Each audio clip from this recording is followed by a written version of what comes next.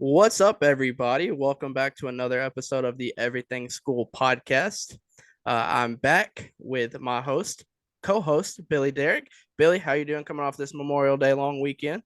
I'm good, Chase. It's good as always to be back on here. And yeah, it was a nice, relaxing holiday weekend, Memorial Day weekend. Lot of baseball, college baseball. Got to go down to Hoover late last week, and then I was in the Midwest for a little bit over the Memorial Day weekend. So it was good, man. It's still no football, but we're getting closer.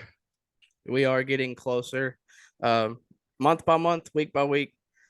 We're getting there. I know Yeah, September or first week of September is college football, and I don't really care much about preseason as no. much as other people do. So college football is just it's getting there. But yeah, we had a really good long weekend. I saw you were catching fish out there in the Midwest, so that's always a good time. Got to get on the Yeah. golf course yesterday, so can't argue with that. But we had a pretty good weekend. I know you had a great weekend in terms of SEC baseball. Is Vanderbilt, the Vandy boys, win another SEC baseball title, their fourth SEC title, third under Tim Corbin. Uh, took out A&M, who took us out in the first round. So thanks for that. We love revenge games. So I just wanted to get your take on celebrating another SEC title. Yeah, you've got it here in the notes. Fourth SEC title for Vanderbilt baseball, the third under Tim Corbin, and it's incredible when you look back at the Vanderbilt baseball program under Tim Corbin and just some of the numbers that come up when you think about this program. 17 straight regional appearances, and we actually made a tweet. I think it was Sunday after the game, after the Vanderbilt beat Texas A&M. SEC tournament champs, fourth time in program history. They're the first 4 seed since 2015 to win the title in the SEC. They're 45-27 in the SEC tournament under Tim Corbin, which is an amazing number. And for Tim Corbin, he matches Ron Polk for the most wins in the tournament at a single school.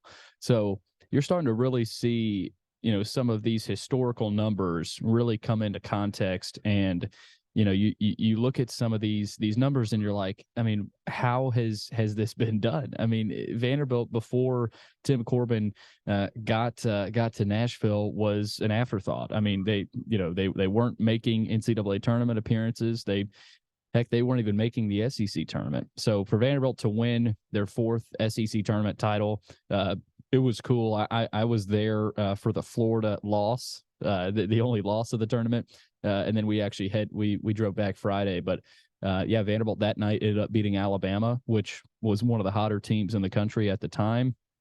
And then they turn around and they beat Florida after Florida had dominated them all season. I mean, a lot of the Florida people were confident. Their players, they were confident. But after the game, I thought it was interesting. BT Riopel, who had a great tournament for them, after the game said, it's hard to beat a team 5 times, especially a program that Tim Corbin has built.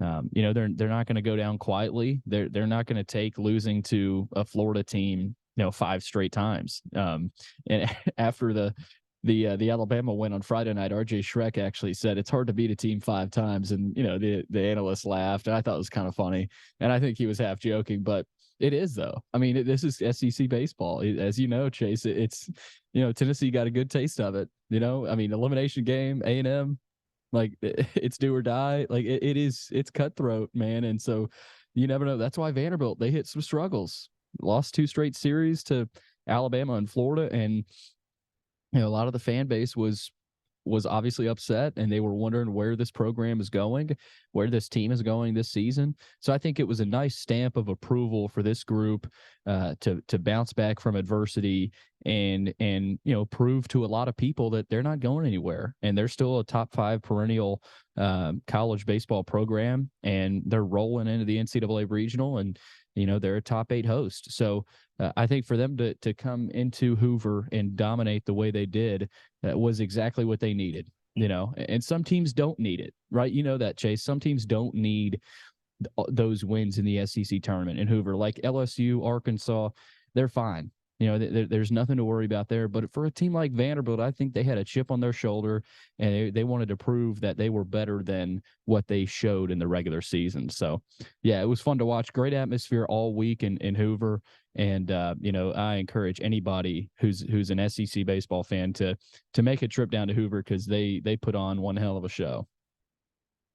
Yeah, I got to sit and watch Sunday. A lot of the tournament fell on either a day that I was in school or working, so I didn't get to watch a whole lot of it. But I got to sit down and watch Sunday, the championship game, and it was Vandy jumped out to a lead, and A&M, they clawed back and they tied it up.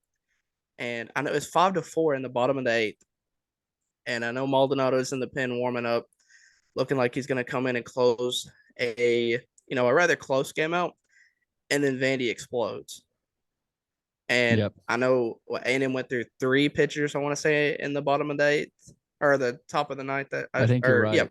Yeah, bottom of the eighth. I think they went through three pitchers, and they opened it up. And watching that offense open up, I'm like, man, if this team can, I mean, this team is dangerous moving forward into the regionals, super regionals. I mean, this team, honestly, if I wasn't, gonna back Tennessee for this, duration of this tournament, Vanderbilt would be my far and away pick to go all the way, to go into Omaha and to come out with another World Series title. I think you're right. I mean, you look at the way they played late in that game. You saw guys up and down the lineup coming up with big hits. I mean, Calvin Hewitt, was inserted into the lineup late in the game, and he comes through with a bases clearing double. And to kind of put the icing on the cake, that put Vanderbilt at 10 runs. I think that made it 10-4. And A&M after that, it felt like they were kind of a dead horse a little bit. But yeah, up and down the lineup, Enrique Bradfield, when he gets on, Chase, it's just tough to defend him. I mean, in two pitches, he could be at third base. Then you get a ground ball to second, he's at home. That's a run. Like he manufactures runs literally by himself. RJ Austin, young freshman, he was SEC tournament MVP. I think he was 7 for 10 at one point late in that A&M game in the past like couple days, which was ridiculous. I mean, his numbers were crazy in Hoover. I just thought that the veterans came up with big hits too. Parker Nolan, a kid from Knoxville, he's been at Vanderbilt for a long time. He came through with some big hits. And defensively, I mean, Chase, you play good defense, you're going to win some games. You're going to beat some really good SEC teams. So, yeah, A&M, it felt like they went through about 10 pitchers in that game. And A&M, they're a good team. I think if they win one or two more series in the regular season, they could be hosting right now, and you could have even more SEC hosts. So, yeah, it was just up and down the lineup, Chase, and the pitching. I mean, every arm they threw out. Thomas Schultz. Maldonado, of course, came in.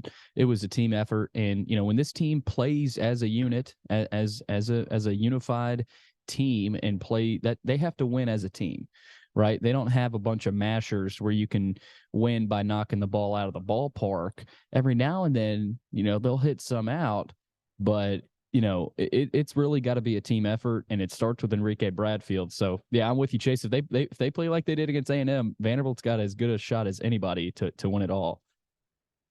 Enrique Bradfield, I loved watching him play Sunday. It's just like you said. I mean, he could be on third base in 1 to 2 pitches. He had a shallow shot to left field, and he stand up double out of it. Which, I mean, it's just nuts. And it's like the announcer said, he's going to be a guy playing. He's going to be a major leaguer soon, and I think he's going to be wherever he gets picked up, wherever he gets drafted to. I think he's going to be a big asset moving forward for that farm system. No doubt, no doubt. I mean, you've seen some of his defensive plays too. I mean, he catches everything. I mean, there was a clip during the game of him making the catches, and then the camera kind of panned to Tim Corbin. I guess they had a microphone on him, and Corbin's like, he catches everything. He catches everything. He's there's nobody better than him. So he's got confidence, and man, defensively, if he's taking runs away defensively, and he's manufacturing runs by himself for his team offensively. So yeah, he's gonna be a top 10, maybe top 15 pick. Chase, he's gonna be a really good pro. Yeah, I'm excited to watch him moving forward. Vanderbilt ends up earning the 6th overall seed and will host the Nashville Regional. Little quick thing about the Nashville Regional. Lipscomb not involved in the Nashville Regional. Lipscomb ends up with Tennessee in the Clemson Regional. Yeah, I thought that was interesting too, and I tweeted about this. I thought Lipscomb was a lock to be in the Nashville Regional. Every time they've made the NCAA tournament the past 10, 15 years, they've been in Nashville. And I'm not sitting here mad about it. I'm just, I'm kind of confused. Like I said maybe the selection committee forgot they're located in Nashville for a second and just sent them to Clemson. But no, I mean, good for Lipscomb though. I mean, they were able to win their conference tournament and get into the NCAA tournament, and they're headed to Clemson. And it's kind of funny. They'll be with Tennessee, so that'll be interesting if they meet in the losers bracket or if they meet down the road in that regional. But no, I thought Lipscomb would be in there, but Vanderbilt gets an Eastern Illinois team that is pretty good. They've got good baseball up in that area, and so that'll be a challenge. But yeah, there's some good teams in this regional, Chase. It's interesting. All 4 teams in the Nashville Regional won their conference tournament. So Vanderbilt won the SEC. Xavier won the Big East. Xavier was a bid stealer. They were not going to be. They had to win their tournament to get in, and they were able to win the conference tournament, get into the NCAA tournament. They're sent to Nashville. Oregon won the Pac-12 tournament, and they're a really good 2 seed. And then Lipscomb.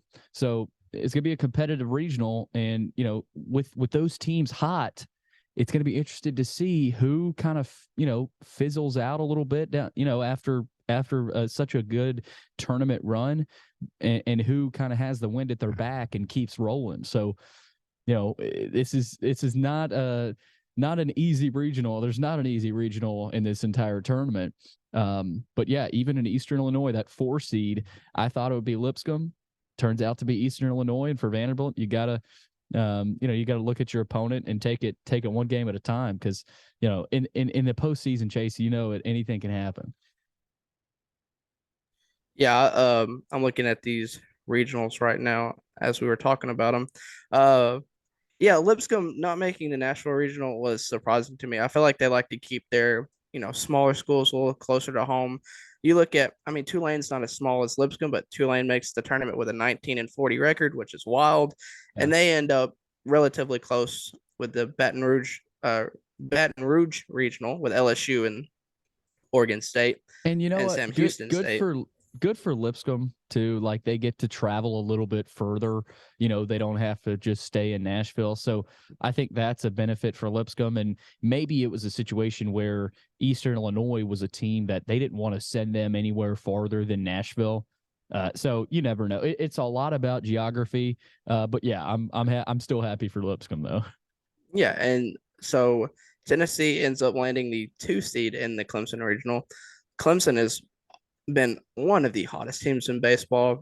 They've won 16 straight and just took out Miami to win the ACC title. So they're going to be a problem. I got to watch a little bit of that Miami game, switching back and forth with the Vanderbilt A&M game. Clemson was down 5-3 late, managed to rally back and win that game. So that, to me, that's going to be a very tough regional for us. But 16 straight. The way I look at winning streaks a lot of the time is that's got to end at some point. No doubt. That No doubt. Yeah, and Clemson's hot. Clemson's really hot. But Chase, this is the postseason. Like this is, throw the records out, throw the streaks out, throw anything you've got going out the window, because you could be out in 2 games like that if you're not focused and ready to go. But yeah, so there's a couple sides of this. For Clemson, really tough draw. You get the most dangerous 2 seed in the tournament, the Tennessee Vols, rolling in here with a chip on their shoulder with about a week and a half rest after losing to Texas A&M. I don't want to play that Tennessee team right now if I'm anybody. So Clemson, I think they got a little bit of the raw end of the stick playing Tennessee. And then for Tennessee, though, you think about their draw to be sent to Clemson. I mean, it's tough for everybody. Like this is not an easy regional for anybody. I mean, for Charlotte, you get stuck with Tennessee. Clemson, you got a really good, dangerous Lipscomb team. They got to watch out for them as well. But an interesting aspect of this in this regional, and I think this already, in that Charlotte Tennessee matchup, Tennessee pitcher Andrew, what is his last name? I forget his last name. Andrew Lindsay. That's right. Andrew Lindsay will probably start against Charlotte, and that's his old team. He transferred from Charlotte. And on the other side for Charlotte, they've got a kid hitting, I think he's hit 30 home runs this season, Cam Fisher, and he is from Knoxville. He went to high school in Knoxville. I think it was Hardin Valley, maybe I forget the name of his high school, but he went to high school, played high school ball in Knoxville. So there's some juicy storylines there in that Charlotte Tennessee matchup. And then Clemson, Chase, they've been good in the tournaments, but they haven't made the College World Series since 2010. And they haven't even gotten out of a regional since that year. So they've been in the tournament, but they've struggled to get out of some of their own regionals. Now they're a historical program and they've made Omaha, of course, before. But I think if you're Tennessee, you're sitting here saying, let's go take this regional. I mean, this is up for the taking. And then that regional's paired with the Auburn regional, and Auburn, sort of a shaky 1 seed. I mean, you never know what you're going to get from Auburn. So this is one of the more unpredictable tournaments, Chase, but I love that Clemson regional. I might be watching every game of that because every game is going to have some storylines to it. And how about a Lipscomb, Tennessee second round matchup? I mean, obviously you don't want to see Tennessee losing, but even that, I'd love to watch that, So we'll see what happens, but I like how that's paired with Auburn, because you could get a Clemson Auburn super, Tennessee Auburn super, but Auburn on that other regional, they're paired with Samford and Southern Miss. Auburn might not get out of their regional, so who knows? Maybe Tennessee might be hosting a super after all. This is I've got this. I found the regional and some of the additional notes, and this is the stat that scares me going into the Clemson regional. Tennessee this year is 4-12 on the road, so they have not been great at all playing away from Lindsey Nelson. And I know it's the postseason and anything can happen, but that stat scares me a lot. But I think, like you said, we're coming off a week's rest, chip on the shoulder. A&M makes it to the title game after putting us out in the first round, and I know Vitello's going to have this team fired up. If they can, they looked good. They looked good against. They looked great against Vanderbilt. The bats were going. The pitching staff played great. If they can play like they played against Vanderbilt moving forward into this, the regional and the super regionals, if they can get that far, they're going to be great and they're going to be very dangerous. It's just the consistency this year has not been there. It's not even been close.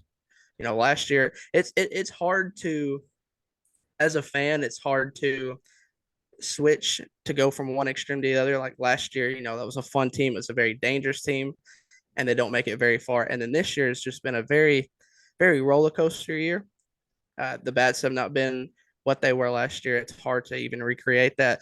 The pitching staff has been solid. They've got a lot of great arms in the bullpen, but it's just like 4-12 on the road. It's hard to get past that moving into the postseason, and it's especially like we said, Clemson's hot. Charlotte's what ranked 67th RPI. Lipscomb's 90th.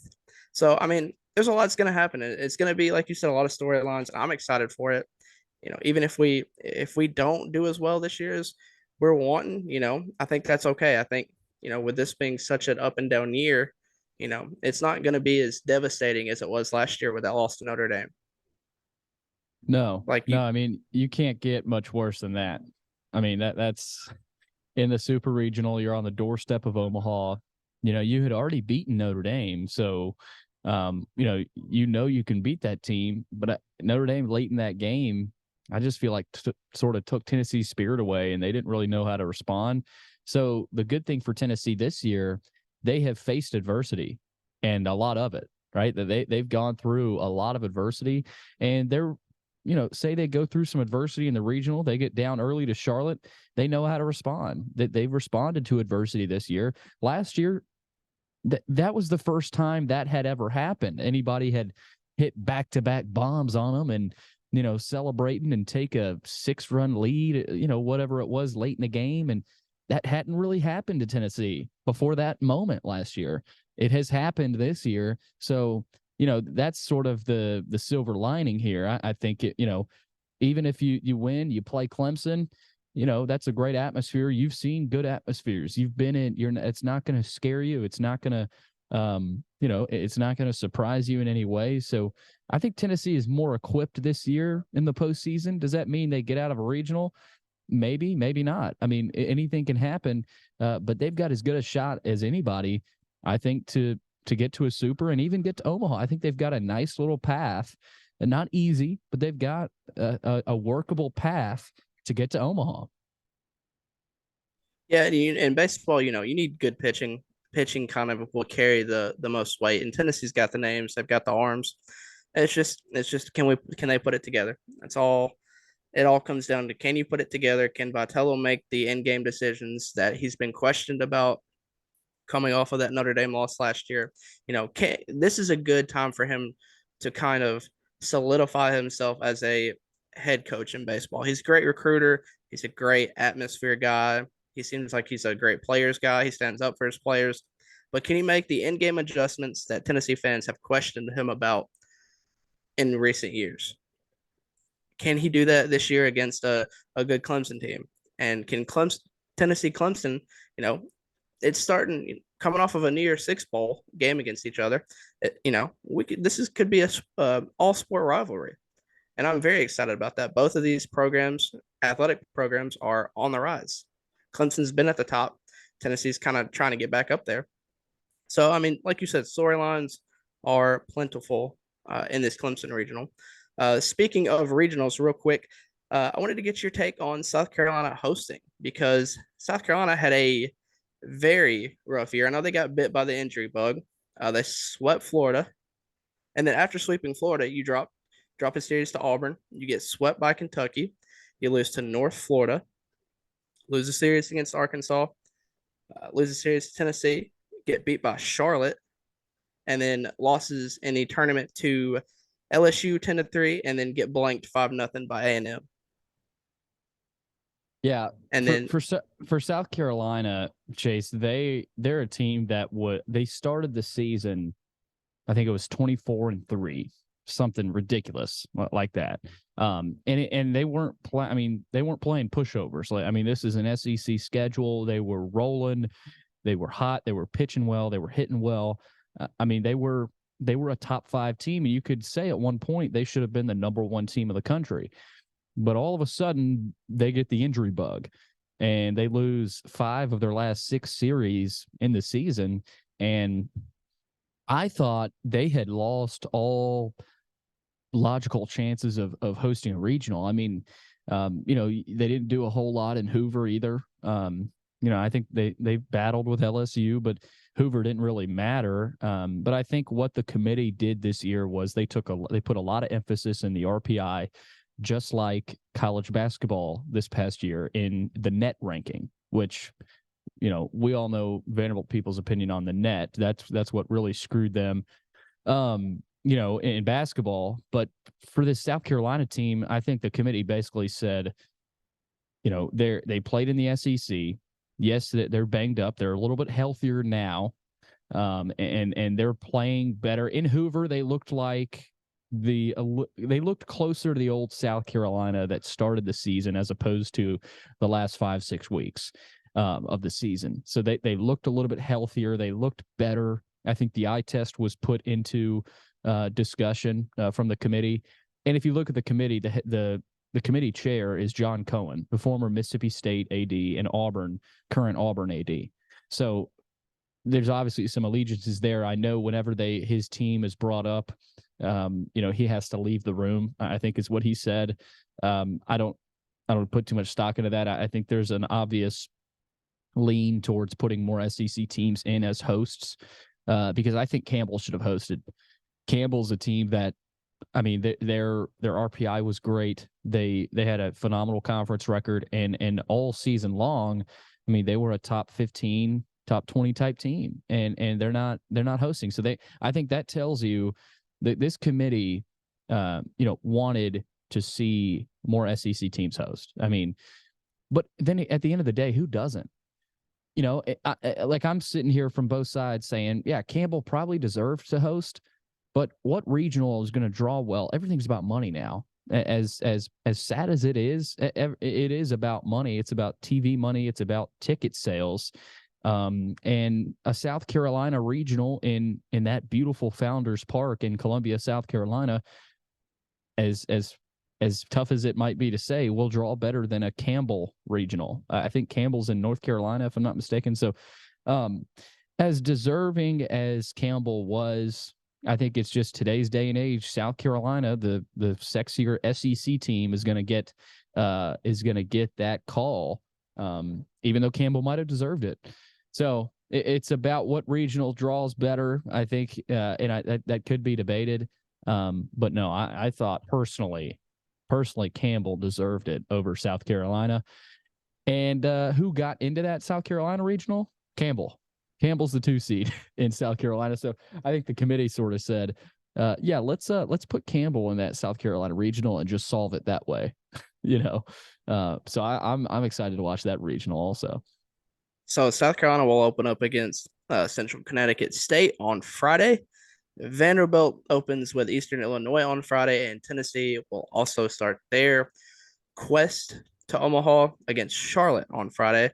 So it's going to be an interesting weekend. It's going to be an interesting, month moving forward, and it's just an exciting time for college baseball. Omaha is approaching quicker than anything, so I'm excited. I know the Vanderbilt boys are definitely excited. They're pumped, and I think it's going to be fun. I'm glad that both of our teams get to make a regional, so we can both be on this journey. So it's going to be a great time. But I want to shift a little bit, switch gears here. We're going to stay in Nashville, though, as Nashville, the Predators, have fired John Hines yesterday and immediately hire his replacement in Andrew Burnett. So the Preds, coming off of a missed playoff run, it's the first time they've actually missed the playoffs since, let me find it. It's the first time they've missed a playoff since 2014, and they've had a good stretch. A 2017 Stanley Cup Finals appearance under Peter Laviolette, who was let go not too long after that. So the Preds are looking to rebound here. John Hines, 134, 96, and 18, and 248 regular season games as the head coach of the Predators. They've kind of, they've since that 2017 Stanley Cup run, they've kind of been a little flat. They've had some tough draws in the playoffs. They've had a lot of, good matchups against really good teams. I know last year they lost in the first round. Got the last 2 years actually they've lost in the first round. So it's been a struggle since 2017, but they're hoping to turn it around with Andrew Burnett. Andrew Burnett, a little bit about him, Billy, is that he took over for Florida last year. Joel Quenneville, I know a lot about him coming from the Blackhawks, second winningest coach in NHL history. There's a lot of allegations going around the league with the Blackhawks. So he was asked to step down. Burnett takes over for him, takes the Panthers to the President's Trophy, which is the most points in a season by the team. He actually was expected to get a head coaching gig last year. He thought he was going to take over for Florida. Florida decides, it's not his time. They wanted to get Paul Maurice, so they brought in Paul Maurice. And so he goes to New Jersey, takes an assistant gig. The Devils have had a great year this year. They make the playoffs for the first time in a while. They get past the New York Rangers in the first round. And so now it's his time. He's finally getting that chance to get behind the bench as a head coach. And I think Nashville should be excited. I think this guy has a lot of potential moving forward. I think this roster has a lot of potential moving forward. Top 15 pick. So, things are looking up. No doubt. I agree when you say Nashville should be excited. You look back at this guy, he was the first player to score a goal in Preds franchise history. He obviously has a good relationship with Barry Trotz. I'm sure he's familiar with David Poile as well. And you look at David Poile and his impact here, I feel like he had an impact here. Like David Poile is still involved in the Preds right now. Not as much as Barry Trotz. Obviously, he's not the GM anymore, but he's still a special advisor to Barry Trotz. And Chase, it sort of feels like Barry has come in and put his stamp in the ground and said, we're not taking any more playoff early exits or, not making the playoffs. Like, we're getting into the playoffs, we're developing our young talent, and we're making a Stanley Cup run. Like, they're putting the stake in the ground and saying, this is what we're doing. But I mean, you look at Brunette, he's got more than 25 years in the NHL as a player, coach, or front office member. So he sees every angle. Kind of reminds me of a Mike Vrabel type guy, where you think about Vrabel. He saw the NFL as a guy trying to make a team when he was older. He saw the NFL as a first teamer. He's seen the NFL as a head coach. He knows it from the front office perspective. So I like the Brunette hire. He's still, I mean, he's 49 years old. He's got probably a lot of coaching time left in him. And the Devils were a good team last year. I mean, they were second in their division, third in the Eastern Conference, and they reached the second round of the playoffs. So, I think he comes from a good team, obviously, and with the Preds right now, Chase, they've had way too many penalties under John Hines. I mean, over the course of his 4 years in Nashville, they were the third most penalized team in the NHL. 1,189 penalties taken and nearly 3,000 penalty minutes. So I think, you look at that, and we love John Hines. He's a great guy, but they weren't getting it done. The team wasn't getting it done, and they had to make a move. I think you were lying to yourself if you didn't think the Preds had to probably make a move after this year. I don't like saying, he got what he deserved. I don't but this is just what had to happen, and this is a business. And I liked one of the Barry Trotz quotes. He was talking about how they're going to likely emphasize more speed and skill, moving forward. He said, when I look at our roster and those in our system, we have a lot of fast, skilled players, and we will likely select more of those types in this year's draft. He said, we want to become more of an offensive team, and Coach Brunette specializes on that side of the ice. He thinks he'll be great with young players. And so I think this is a strategic move to maybe accelerate the development of a lot of these younger players who are in Milwaukee, because you're going to see a lot of them next year. They're going to draft more young guys. They've got a lot of draft picks. And I agree, Chase. I think Nashville should be excited. And, I'm glad that he has played in Nashville before. He knows, what it's like. He'll probably do a better job than John Hines did in the Nashville community. I think that's important. Barry Trotz knows that's important as well. So I'm excited. I'm looking forward to it, and I think it was time for a change in Nashville. Yeah, I agree with you. I think, it's nice to have a coach who has a relationship previously with the general manager. You can have a little bit of a comfortability factor in that. So it helps that he was a part of this team before. He was a part of the first team. He scored the first goal for this franchise. And guys like that, it's nice to have them come back home because they get what Nashville hockey is. He was one of the original players for this franchise, and so he understands the ins and outs of this city. He's seen hockey grow, even if it's not in the city itself. He's seen it from a distance. He's seen Nashville hockey grow, and I'd argue that Nashville hockey has grown more than any hockey fan base in Hockey City in the country right now. I mean, it's hard when the Preds are playing downtown. It's hard not to see a close to sellout crowd almost every night. The fans are loving it. They're talking about it. So hockey, in terms of the growth of the sport, which is very important to this, to the sport of hockey, Nashville is a good index of the growth of the sport, because you don't see. I mean, there's not a lot of ice rinks around here. There's not. I mean, the closest ice rink to me is an hour and a half away. So the South has kind of built hockey up a little bit, and when the Preds are good, that's really good for the sport, because it Yeah. allows people who don't usually get to play a lot of hockey. They get to learn the sport. They get to maybe participate in it, and it's good for the growth of the sport all the way around. Yeah, it really is. I'm actually in the Ford Ice Center right now over in Bellevue, and we got a couple ice rinks over here, and I mean this place is beautiful. I'm kind of up in the bar area where we do our show here, and um, you know, it's called the Terry Crisp rink. I mean so Nashville has sort of ingrained themselves into these communities where they have one in Antioch. They're obviously they've got this one in Bellevue. I think they've got one in Clarksville, if I'm not mistaken. So yeah, I mean, it's growing. It's growing. There, Nashville is a hockey town. It's obviously still a football town, but Preds fans are coming back every year, and they want a consistent winner. And I feel like Barry Trotz and David Poyle are doing the best they can to maintain their fan base, because they know that if they have another season like they did last year, you might really start to see a difference with with some of these fans, and they might say, look, I don't want to come watch this product anymore. And they didn't let that happen. They haven't let it happen yet. So I think they know this year is important for the fan base and retaining a lot of those fans. So I'm excited. And Chase, who doesn't love another big playoff run? I think that'll be possible next year. And you've got here in the notes that last year, he took over in Florida for Joel Quenneville. After he was fired, he led the Panthers to a President's Trophy. I mean, this guy has done it. He's been there and done that.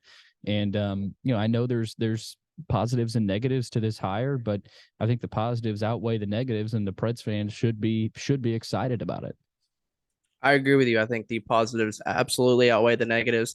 He's going to come into a team. He's inheriting a team who has a top 15 draft pick, so they're going to be able to. They could move up. They could move back if they like. But he's gonna be able to get his guy in the first round, get him into this camp. Groom him from the start. He's got pieces like Duchesne will be back. He's got Ryan Johansson. Roman Yossi is still there. Philip Forsberg is still putting up points for the team. UC Saros has been solid in net.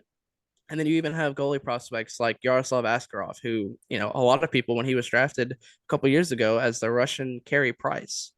So he's got pieces. It's just putting the pieces into place and moving forward. And it's a tough division. The Central Division is loaded, especially with, my Blackhawks have the number one overall pick. So they're only getting better. The Avalanche have won a Stanley Cup in the last 3 years. So it's a very tough division in hockey to kind of stamp your, put your mark in. And I think Burnett's going to it's going to be tough, but I think with Barry Trotz calling the shots, it's going to be a little bit easier for him.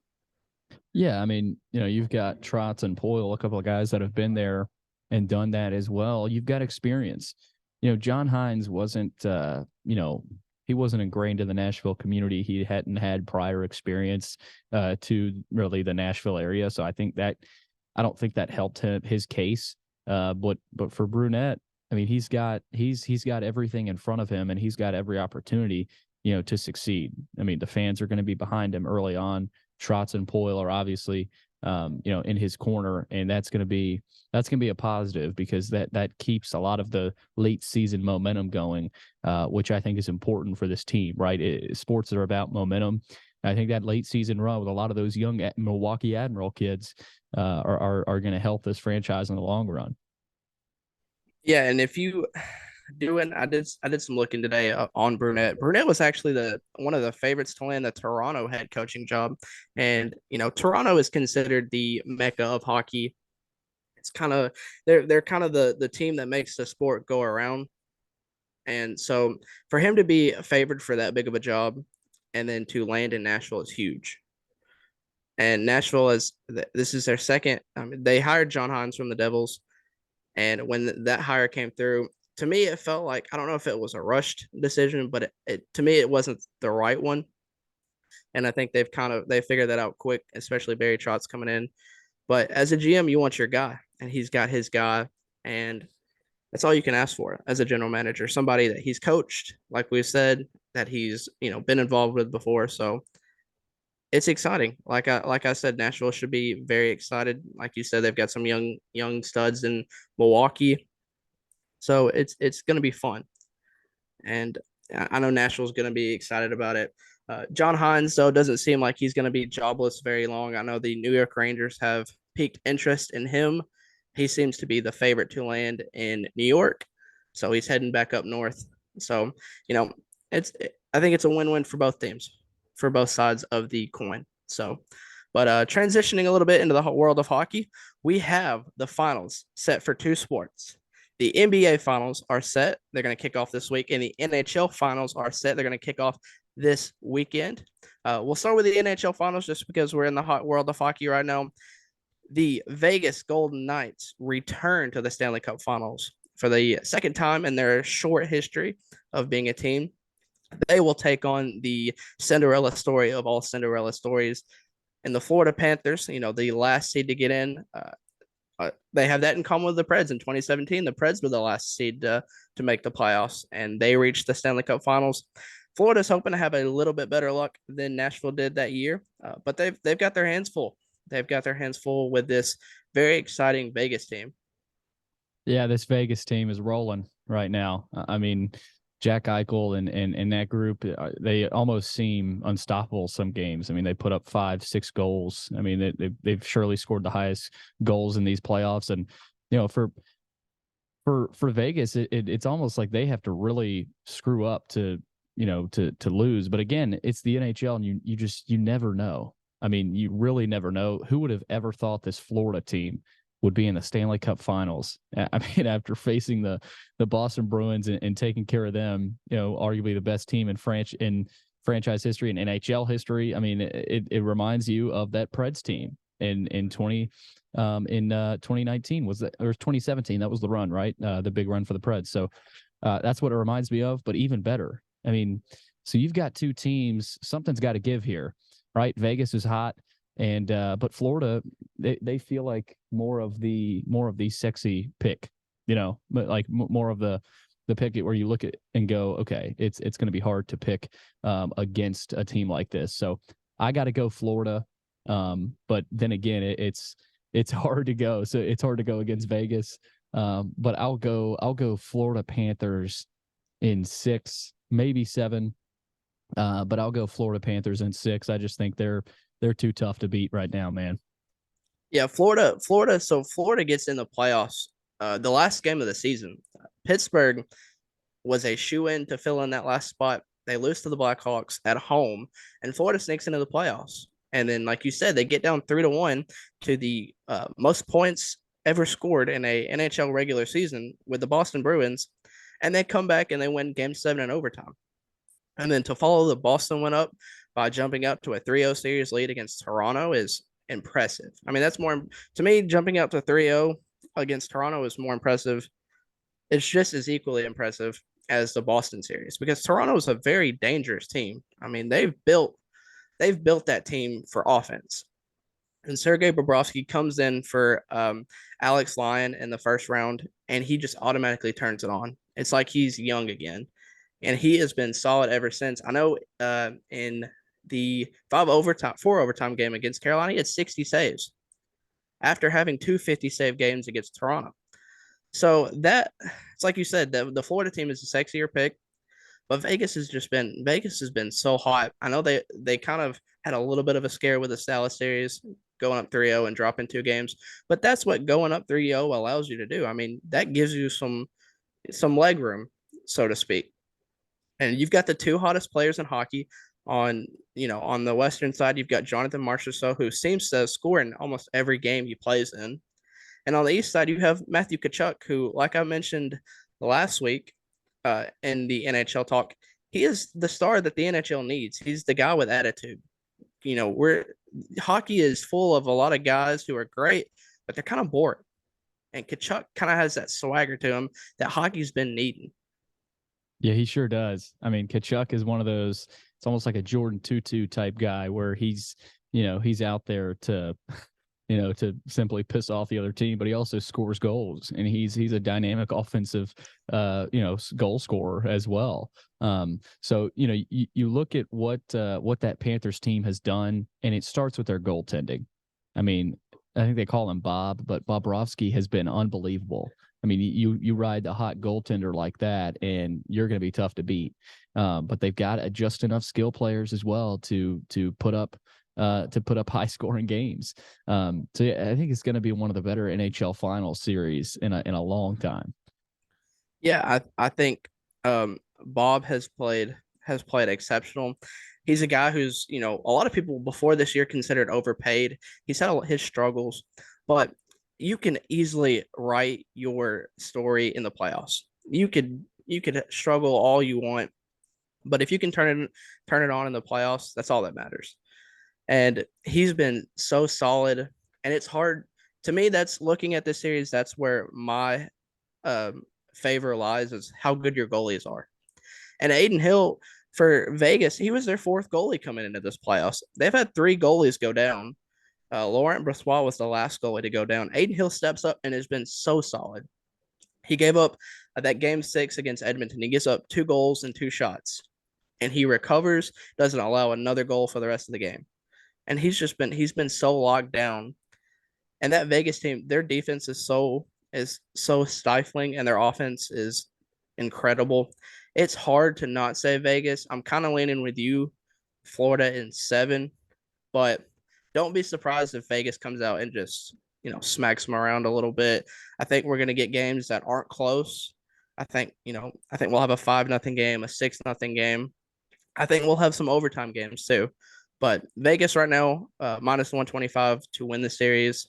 So it's a close. I mean, even the sports books have it as a close series. So it's gonna be one of the most exciting Stanley Cup finals we've had in recent history. I agree. I agree, man. It's for the NHL. It's good that they get a series like this, that where you feels like you're going to get a lot of goals. And it should be just as entertaining as the NBA playoffs. Yeah, I agree. I would say even more than the NBA playoffs. I mean, watching the Stanley Cup playoffs and the Stanley Cup finals, like you said, it's hockey. Anything can happen, and that's what makes this sport so fun. Is you can get a bounce off the wall and it goes in the back of the net. I mean, it's so unpredictable. There's so many storylines. Both teams are searching for their first Stanley Cup. Vegas has only been a team since 2018. They made the Stanley Cup Finals then and got bounced by the Caps in 5. So both teams are looking for to lift Lord Stanley for the first time. I mean, the best trophy in sports, easily. So it's going to be fun. That series is going to kick off Saturday night. Vegas is a favorite to win game 1. I'm going to take Florida game 1. I'm going to take Florida game 1. They're going to make a statement on home ice. I think Bob's going to lock up. Don't I? I'm going to say overtime game. I'm going to say overtime to 2 overtime game. That is my prediction for Saturday. We're getting overtime hockey right off the rip. There you go. Lock it in. So, but we're going to transition to the other finals, the NBA finals. I got to sit and watch the Heat play Monday night, absolutely dismantling the Celtics in game 7 after almost becoming the first team ever to blow a 3-0 lead. Boston, for all intents and purposes, should have probably won game 7. They were favored heavily going into that game, and they just don't show up. They didn't show up. Miami takes it when I know it was close to 20. I think it was in the 20s was the margin of victory. So they're the second 8th seed to reach the finals. They're going up against the number 1 seed Denver Nuggets coming off of a sweep of the LA Lakers. So Denver's heavily favored -400 to win the series. That series could be fun. It should be a interesting series. I don't know how long the Heat can take them. They don't really match up as well as Boston would have matched up in this matchup or in the finals. So I'm excited. I'm excited about this series. I think Miami can steal a couple games. Yeah, I just think the way Miami is rolling right now, they're going to be tough to put away. And you're not gonna. I've heard a lot of Nuggets in 5 or Nuggets in 4. I think this will go at least 6. I mean, Miami's they're not a pushover anymore. I mean, this is Jimmy Butler you're talking about. Bam Adebayo has been such a good supporting character as well. Gabe Vincent. I mean, they've stepped up when they've had to, and I think a lot of the Heat slander, it hasn't even really been slander. People just haven't even been talking about the Heat. It's been all Nuggets. So for me, I think the Heat are going to come in here, play well. I still think the Nuggets are going to win, but I don't think it's going to be as easy as a lot of people think. I think the Nuggets are, they're a tough matchup for anybody right now. They've been sitting back. They haven't played in over a week, and it's going to be tough for Miami. But I'm glad it's Miami facing Denver as opposed to Boston, because I think Bam Adebayo and Jimmy Butler. I mean, sometimes you could see Butler on Jokic. I mean, I think Bam can step up and guard Jokic. Now, you're not going to stop him. You can only hope to contain him. And the guy gets a triple double every night. But yeah, if Miami can steal one early in Denver and then head home with some confidence, I think that's the key. You can't lose the first two in Denver because you put yourself in a hole against such a good team. And that's how Denver swept their last opponent, the Lakers. So, yeah, I think it's, you got to go Denver, but I'm going Denver in 6 instead of Denver in 5. I don't think it's going to be that easy. I agree with you. I think Miami will steal a couple games. I love watching Jimmy Butler so much when it comes to the playoffs. I mean, he's a killer, and he shows up and he's all business. I know Bam had asked him Monday night if he wanted to hold the Eastern Conference Finals trophy, and he said, "No, I'll hold the next one." So to have that mindset going in to the NBA Finals, it's going to be so fun. I think, like you said, I think Jimmy's going to see some Jokic, and Jokic struggled against Rui Hachimura in that Lakers series. So, I mean, I could see him struggling against the likes of Jimmy and Bam down low sometimes, but when he struggles, that team is so they've been so good down the stretch with Michael Porter Jr., Bruce Brown hitting shots, Jamal Murray hitting shots. That team is so hard to beat that you can take out Jokic, but it's a five-headed monster almost every night. So I agree with you. I think Denver gets it done in 6. If Miami can steal a game or two on the road, then you could see the series go to 7. And if this series gets to 7, Game 7 is going to be wild. And it's going to be fun. You've got guys. Tyler Hero could make his way back into this series. He broke his hand in the first round against the Bucks. He's been practicing a little bit, so I wouldn't be surprised if this series gets that far. If he, gets to make his return, and that'll be a huge help for Miami. They need all the buckets they can get going into Denver. So it's going to be a good series. Denver, like I said, the heavy favorites. They're 8.5-point favorites in Game 1. I don't know if we'll have a blowout. We had a lot of blowout. We've had a lot of blowouts leading up to this series in both conferences, but I think every game is going to come down to the wire, Yeah, and I it's I exciting. think it is, man. I mean, I think next week, is it next week you're going to have um in the Southwest Florida, you're going to have 4 straight nights of NHL, NBA, NHL, NBA, and huge games. I mean, could you imagine if Florida pulls off a couple of wins and then the Heat get hot as well? I mean, that's going to be one of the best weeks in the history of South Florida sports. So I was actually talking about that with one of my buddies the other day, and we said next week could be huge for the Heat and the Panthers. And I love that. I mean, you get the NHL one night, and then the next night you get NBA. Right? You could kind of shift your focus there, and this is the finals, man. I mean, this isn't just the conference finals or the quarterfinals anymore. This is the finals. It's do or die. And who doesn't love watching the finals? This is when I really start locking in on both the NHL and the NBA finals in the playoffs. And man, I can't wait to see the atmospheres in all 4 arenas. And I love that they're falling in the same dates in the same time. Sometimes you don't get that, right? Sometimes they fall in a week before or the week after. But I mean, they're all together, man. And I'm ready to watch them. It's gonna be fun.